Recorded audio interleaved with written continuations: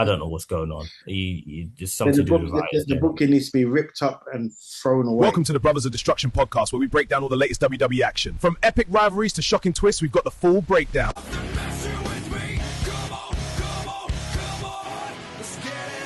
Yes, people, welcome to another edition of the Brothers of Destruction podcast, and we'll be looking at SummerSlam Night 2. That's happened last night. Big show, even bigger than Night 1. This is your boy PrimeTime. This is my brother Flace, and we're going to look at Night 2 after we've checked out Night 1 on our last episode. If you want to check out on our YouTube channel, you can check out, you can leave your comments, leave your opinions on Night 1. But whilst you're here, guys, we're going to go into Night 2. We're going to give our ratings of each match, and we are going to give a rating overall, not just to Night 2 on its own, but to SummerSlam in general, and we'll tell you our best match each. Night 2, boy, I did call it. I said it would be better. I said don't sleep on Night 2, man. Yeah, you did. I think we both said it, actually. I'm going to take some credit here. I think we both said don't sleep on Night 2. Don't sleep on Night 2. I'm taking some credit here as well. If you want. Listen, Night 2 was better. For me, though, like, obviously the KO return is just incredible. I was not expecting that. I thought... Guys, what he means by that, Fatal 4-Way turned into Finn Balor and Sami Zayn. Nick Aldis comes out.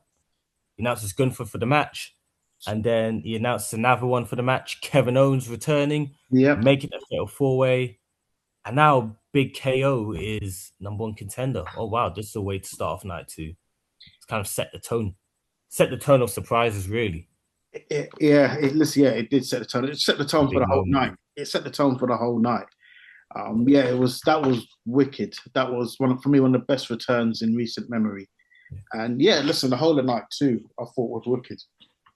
The only thing that spoiled it for me, I did hear reports about Orton and Kevin Owens returning to TV soon, and it was both in Minnesota. I didn't hear there was in Minnesota. I heard that they might be. I heard they might, or one of them might interfere in the Cody Punk match. But in terms of coming out for proper match themselves, I wasn't expecting that from either of them. I wasn't expecting either, but what a moment though! And you got a massive reaction as well. Bear in mind, guys, he's had neck surgery. I believe he did have the surgery, yeah. And it was a big neck injury. He's been out for a year and a half. You know what I mean? It's crazy. And funny enough, he was meant to face Randy Orton at Mania last year. Same guy who he's returned with over the same weekend. And I love the storytelling in this match as well, because Sami Zayn's thinking, I got another chance here to become number one contender for a title. And then it feels like he gets screwed over again, because then two more people added to the match. Yeah. One of them being his best friend. It was nice to see them hug it out and then hitting each other as well. Beat the crap out of each other. That was brilliant as well. That was brilliant. They always do that, though. Set the tone for the whole night. Well, the return in the match set the tone for the whole night. Definitely. The match was good. The match was really good, entertaining to watch. Felt like it should have gone on a bit longer, and I feel like it was the case with a couple of these matches here on Night 2 should have gone on longer. Really, just felt a bit restricted, and you just think if some of them, one or two of them had about 5 more minutes, it would have been classics potentially, or pushing. But this match, I still enjoyed it though. Big atmosphere for it as well. Like, crowd was hot for it as well. I'm going to give it an 8.25. I'll give it 8.5. I'm going to give it 8.5. Yeah. It was entertaining, but yeah. It was. I think that moment when Kevin Owens' theme came on, like, it was just, like I said, one of the best returns in recent memory. Does look like he missed a step either, coming off. He was, actually, he didn't miss a beat, to be honest. Coming off a big neck injury, hitting Swanton to the outside, hitting the same moves. It's like there's no rust on him either. So I think a feud with him and Punk will be really interesting. Because they have talked about tension between them a few years ago. So listen, SmackDown needs that. It's fresh. It's something fresh. It's something different. It's going to take Cody. Obviously, Cody's going to be away, I would imagine, from the title scene for the foreseeable, at least for the next couple months, I'd imagine. So having those two go for the title, I think the promos, I can't wait for SmackDown. Oh, they're going to be wicked. yeah, the promos are going to be wicked. The match will be exceptional. I'm really looking forward to this feud. I'm intrigued with this. I'm intrigued with SmackDown in general. You know, you got Orton, Kevin Owens back. They're both back on SmackDown, and you know, along with that, CM Punk recently just joined. Gunther didn't join. Gunther only joined a few months ago. Yeah, you've got MDA. You've got people push through like Trick Williams as well. We'll get into Trick Williams in a bit. SmackDown is obviously you still got Sami Zayn. You know, Cody Rhodes is stacked. The roster is stacked on SmackDown. If the shows don't get any better going forward after this, then I don't know what's going on. There's something to do with the booking needs to be ripped up and thrown away. Yeah, you can't get you got these guys on your show, man. You can't go wrong with the show. You can't go wrong. Yeah, I agree. You can't go wrong. Into the next match now, I did mention Trick Williams because he is a future star here, but I will say what happened here, I think really pushed him backwards and slows him down. Right, so Trick Williams, I think we both called for him to win this match. And he was wondering why Baron Corbin was in the US title match. And we've seen why. This must have been their plan from before. Baron Corbin's won the United States Championship. I was pretty shocked by this. Not necessarily in a great way, but let's be real. It was bullshit. It was bullshit. There's no way Baron Corbin should be coming back and interfering, getting between a rivalry with Carmelo and Trick. They're not only getting involved in that, but then facing Trick one-on-one for the title and then beating Trick on like the second biggest card of the year. For me, that was a weird one that they've pushed him that quick as well. I'm surprised they pushed him like that at all, but I thought they were just bringing him in, you know, to work with people as well and just have decent matches, be a good heel. For me, they brought him in to win a title straight away. I'll be honest, my thing wasn't Trick losing, it's who he's lost to. There's others that could have beaten Trick. Carmelo could have beaten Trick. You could have got maybe in a few weeks' time a Sami Zayn, revisit that little feud, because obviously they had a few words back and forth months back. And Sami Zayn could have beaten him. Like, there's others that could have beaten Trick, but for Baron Corbin to come back and beat him, I thought was a shocking decision. I do think Trick, I was still a little away from it, but I've got a feeling Trick's going to go on to win Money in the Bank. I think that's why they've relieved him of the US title. I just think it was the wrong person that relieved him of the title. There's others out there who I think he could have lost to, and it was quite clean, to be honest. Yeah, there's interference on. There was a little bit of interference. To be fair.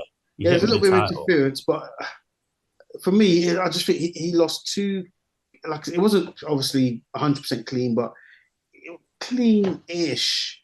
You beat him with the title still. Sorry? You beat him with the title still. Yeah, but he hit him with the title, done his move to him, and then that was that. And I thought, he could have, I don't know. For me, it was just a bit too easy the way he beat him, in my opinion. And again, who it was, a returning Baron Corbin. Again, the match could have this match could have gone on a few minutes longer as well. Quite short. And you have him lose the title in quite a short match as well. Doesn't feel great. I will say with Baron Corbin as champion, though, as heel, I think the SmackDown roster does have quite a few face mid-carders. So I think you get a Carmelo Hayes that faces Corbin, Ilya Dragunov when he comes back as well. Dragunov, someone for me again. That's another name. I can't believe I'm thinking who could have beaten Trick. Dragunov. Dragunov could have beaten Trick, and I would have had no problem with it. For me, a returning Baron Corbin, I don't know. For me, it's sort of, I think they've maybe made a huge mistake here. Yeah, I think now he almost has to win Money in the Bank to pick up some momentum again. I know he's young and that, but when you lose momentum, it's hard to get it back. It's not like flicking a switch on and off. It's hard to get fans to believe in you again. I think he'll be okay to an extent. I think he'll manage just because of how over he is right now. I think he'll just get away with it, but I think he's got to do something significant quite shortly. Well, the interesting thing was obviously Lil Yachty getting involved and then getting put through a table. There could be a speculation that they do move him away from Trick Williams now. They should. Maybe. They should. I think at some point, he can't be with him forever, and he's not going to be with him forever. So maybe just the point where he does start to distance himself from him.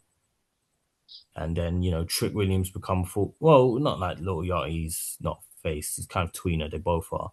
But I think maybe it could be a thing where Trick's fully turns face and Little Yachty's not with him anymore. This might be a way of sort of phasing him out. I think that's one way to go. Yeah, potentially.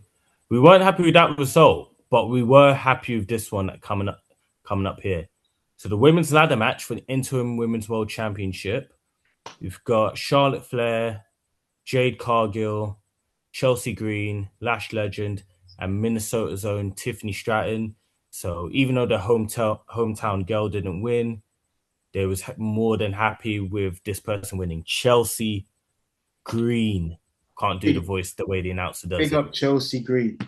Chelsea Green. Yeah, listen, it's not often you hear me saying big up Chelsea, due to allegiances in football. But Chelsea Green, big up to her. I would have been happy with either Jade Cargill or Chelsea winning. Either of them, and Chelsea won. So yeah, I couldn't be happier for her. I think they're making it like kind of obvious it was going to be Charlotte or Jade, like they were the two biggest stars in the match. Yeah. I thought it would have been literally either of them two. So they've done well to swerve. I think you predicted Charlotte, didn't you? Yeah, and you went with Jade. And I went Jade. So, but I'm happy with Chelsea winning it. Can't complain. That was the little dig she had at Michael Hayes when she said this is dedicated to Michael Hayes. Yeah. Oh, bro, before we get into rating for this match, we didn't give a rating for Corbin and Trick Williams. Oh, we didn't, did we? 4 out of 10. Give it 4. It's part of that's for the result, yeah? Yeah. It wasn't a good match, to be honest. I thought it was okay. I'll give it a 7. 7? Wow. Yeah, I'll give it a 7. 7, maybe just under 7. With the right result, I might have given it a 5, 5.5. But that result has just sort of bumped it down for me. But for me, it wasn't a good match anyway. No, I thought the match was all right. It was decent. I thought Corbin's a good worker. Corbin did what Corbin does. Trick, I was slightly underwhelmed with. But yeah, I'm going to, 4. Yeah, that's fair enough. 4, this women's ladder match, though, I'll probably give an 8, though, to be fair. I thought this match was good. Yes, I would go 8. 8. It was a good ladder match. Yeah. I nearly bumped it up just because of Chelsea Green winning. But I'll give it an 8. It was a good, solid ladder match.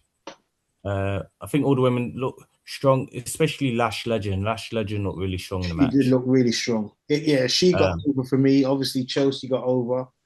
I don't think Jade or Charlotte, and they just escaped it for a second. I don't think Jade or Charlotte needed putting over, really. Yeah. I think, Again, the ladder match. They made the other women look strong. I think that's what they was maybe looking to do because they knew Jade and Charlotte. Jade and Charlotte were strong-ish, but you kind of knew anyway going into it. You kind of thought anyway going into it they'd be the two strongest and one of them would win. Yeah. So Tiffany was Tiffany, to be honest. Thought she was okay. But I thought that did what it needed to do. To be honest, 8, a solid 8. Yeah, solid 8. Into next match now. Now this one, I think this one's probably maybe the worst match of the night. Not in a bad way, but it was just it fulfilled its purpose. It was a match what it was. Danhausen against Dominic Mysterio. It was quite entertaining in bits watching it, but it did feel like filler. I'll be honest. It felt like literally a filler match. It definitely did. And the match, it probably, I don't know if he needed it on the SummerSlam card. Danhausen's lucky his character's so over. I don't think his match is particularly great. No, but I think with his character anyway, they're not meant to be technical masterclass. No, they're not, to be fair. And obviously, he's got the comedic value. Yeah, basically. And he's very over. Danhausen is very over. And even I quite like Danhausen. Yeah, I find him entertaining. To be fair. But this was probably... what's this? I can't give it lower than 4, can I? I'll give it 6.5. I'll give it... 6.5. 5. I'll give it 5. Yeah. Yeah, it had a bit of comedy in there, so it was a bit of a break from between two matches. And it was what it was. It was meant to be, especially Danhausen matches are a bit of fun, basically. Yeah, don't take them serious anyway. You know what I mean? So you had Joe Hendry come out as well. Nice for him to make an appearance at SummerSlam as well. Yes, yeah.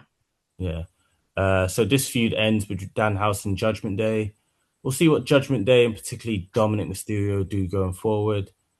Let's see what the Judgment Day do going forward. I don't know what plans they got for them. And Danhausen will just keep being Danhausen. He'll feud with someone else. He'll have something else random pop up. And that's the entertaining thing about it. You don't know what's coming next with Danhausen. We shall see. We shall see. We'll talk about, probably one bad result from this night too. The rest of the results, I think, were 1 point, and this one is another result I'm really happy with. I'm really happy with it. And it was kind of predictable. I think he had to win, but he did. Penta against Chad Gable for the Intercontinental title in his hometown boy. Chad Gable finally did it. He finished the story, won the Intercontinental title in his hometown. Family celebrating in the ring for him afterwards. I'm happy for Chad, man. I'm happy for the match. I think should have gone on longer. They should have given it more time, at least 5 more minutes in that match, at least. But I thought it was a good match. I really enjoyed the match still. For me, this was on a technical level, it was the best match over the 2 nights. I know the match we still got to talk about is the Reigns Seth match, and we'll get onto that. I mean, that's much everyone's going on about, but from a technical point of view, I thought this was the best match over both nights. It was a very good match. It was just a bit too short for me. It's too short, yeah. It's too short. I think this could have gone on to be a top match. Really, I think it could have gone on to probably the best match over the 2 nights. Overall, I'm sure they would have had enough time to give it like 5-10 minutes. You know what I mean? Like, they could have given it 10 minutes, really, I think. They could have, but I think they were saving all that extra time for the main event. Because that main event went on a long time. It did. I think you could have even taken off 5 minutes on the main event. You could have. Yeah, that's probably, we'll get onto that anyway, but yeah, a few of the matches were too short. But with Chad Gable and Penta, correct result. Match was a wrestling masterclass from both men. Both came out very strong. I thought the ending with Chad Gable's family coming out, I thought was brilliant. And he deserved that moment as well, especially in this hometown for me. He deserved that moment. You can tell he's getting emotional. So he was emotional. And he had every right to be emotional. He's waiting a long time for that moment. Yeah. Even if he doesn't end up ever winning the world title, I think he'll be fine with it, knowing he won the Intercontinental title in his hometown. Having that moment there with his family. I don't think he might, but to be fair with him, he might want more.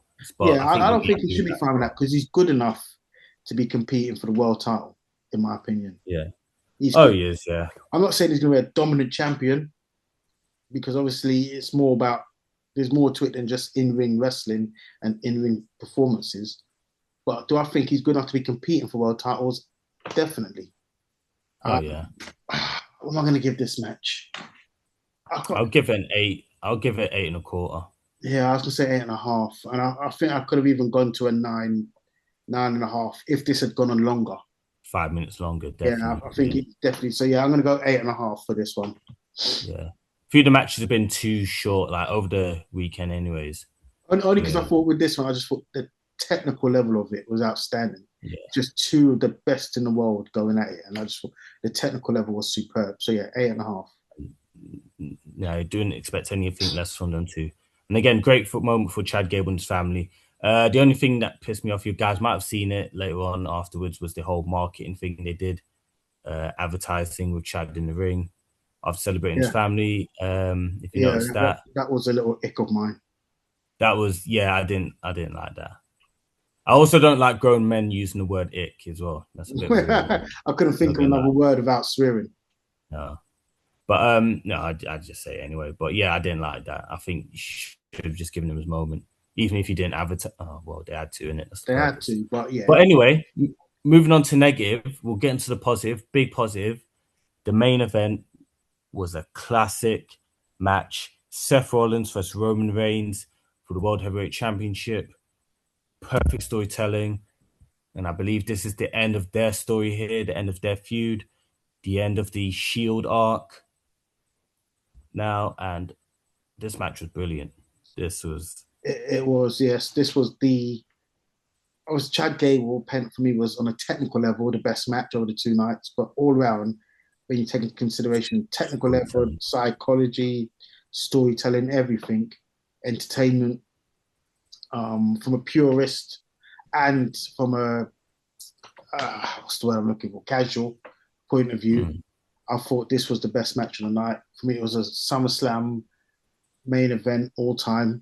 To be honest, I think put it up there with any SummerSlam main event, and it will hold its own. My only that top 5. Yeah, I'd have to go back and think about it, but obviously, yeah, it definitely I think would be in the top 5. If it's not in the top 5, main events. Main events. It wouldn't be far outside that top 5 at worst.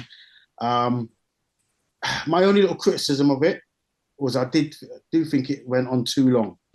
I think it then sort of it came to a point where I thought, right, it just needs wrapping up now. It just sort of dragged on a little bit too long, in my opinion. It was 35 minutes, I think it clocked in 35 minutes. And I don't think it needed to be that long. I think you could have given 25 minutes. Yeah, you could even given like 5-8 minutes of that match to per se the Penta Chad Gable match, or you know what I mean, or to another match on the card, maybe the ladder match or the Fatal 4-Way, or no. I don't think both that match and the Cody Punk match were half an hour, and I think if you were short on time still, you could have given 5 minutes from each of the matches. Yeah, you could have chopped some time off. Yeah, off of that. If it really been tight on time. That's my only little criticism of it. That's why I'm giving it a 9.5 out of 10. It could, if it was maybe 5 minutes, possibly even 10 minutes shorter, I think this might have been a 10 out of 10. It had everything. It had drama, it had near falls, it had storytelling, it had some top spots. It was incredible. It was, and it's another main event where Roman Reigns shows up and shows out. Now, I've been critical of Roman Reigns. I've been critical of him, but it's very hard to deny his greatness. Yeah. If you look at the last 5 years, 6 years, he's had banger after banger after banger. And it doesn't get wrong, really. Now, I'm telling you, like, when all is said and done, I think he might be in the GOAT conversation. When I look at, he was responsible for the boom period we had from, say, 2020 to 2024. That Bloodline storyline was responsible for it. We talk about, the tickets he sells, the merchandise he sells, the pops he gets, the match catalog, everything. He's going to be, I'm not saying he's going to be the GOAT, but I think he might be in that conversation, genuinely in that conversation. I think he will be, no doubt about it. Especially still going strong now. Still got matches coming up that he might have that might be bangers. He's probably had matches a few years ago that lesser known or people forgotten about, maybe with like a Daniel Bryan on SmackDown or and the big Cesaro. He had a pay-per-view match. That's what I'm saying. The longevity as well. That's the other thing, the longevity. Yeah. That's despite, having, leukemia as well, which is probably why he's not active as much, because obviously that probably tires you out, I imagine. Of course, yeah. Well, but Reigns, another banger match from him. I'm probably going a 10 or just underneath. I also loved in the Dean Ambrose reference as well, the shout to Dean Ambrose with the rope clothesline and the dirty deeds. And then the Shield jester at the end as well. I thought it was a perfect way to finish that story, finish that chapter. Also, what I'll say is, giving Roman Reigns his flowers, I need to get Seth his flowers. I think it's almost becoming undeniable that he is the best of his era. In ring. Like the Shawn Michaels. The Shawn Michaels of his era, yeah. Yeah, definitely. Shout out Seth. Shout out Reigns. Brilliant main event. What are we giving night 2, bro? 8.5. I'll give it 8.25. 8.25, and I think we can both agree Reigns and Rollins was best match of the whole weekend. Definitely. 100%. Yeah, it was a good SummerSlam, a memorable SummerSlam in the books now. Check us out next episode, guys. We'll be reviewing Raw the Raw after SummerSlam. We hope you enjoyed our reviews of SummerSlam, and take care, everyone. Good up, everyone. See you soon. Thank you for watching the Brothers of Destruction podcast. Remember to subscribe so you don't miss an episode, and look out for our question of the week.